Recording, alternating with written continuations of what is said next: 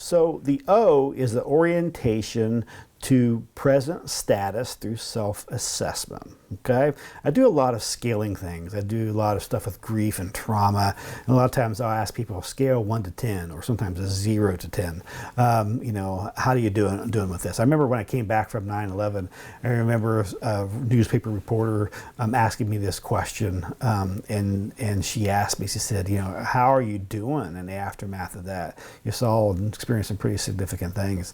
And I remember stopping and thinking about it for a second. Nobody had asked me that, and I had said, I'm physically exhausted and I'm emotionally depleted, but I'm spiritually renewed. And so there's that piece of that when I saw all these people coming out in the aftermath of that horrific event and just giving it their time and their energy and their resources, and how we banded together and were able to help people. You know, it was a pretty amazing thing that happened.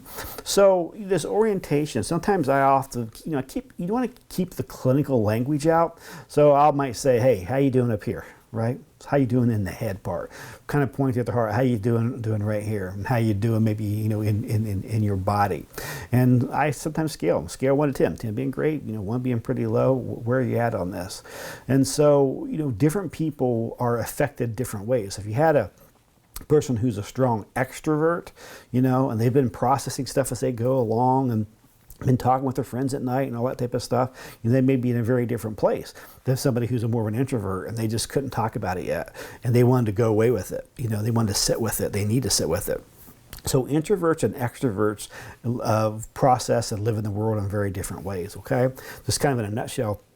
Extroverts live in the outer world, they process in the outer world, and they're very much refueled from others in the outer world as well. Introverts live in the inner world. They process stuff in the inner world, and they process it with fewer people, or maybe need to be alone more, need to go back to their man or woman cave. I know some people, after coming back from other events like hurricanes or 9/11, some of them were immediately going to churches and talking about it and sharing their experiences and writing and blogging, you know, about it, and that's how they work through it. Others, it was sometimes weeks, if not months, before they were willing and ready to even talk about it. And so, so you got to be patient with that. And if a person's not ready to talk about it yet, give them some time. Say, would you like me to call you back in a couple weeks? You know, so that could really help with that. So the orientation, how you doing? So, you know, how you doing physically, emotionally, relationally, spiritually? You know, some of these questions, just throw that out there and then sit with it and let them process it.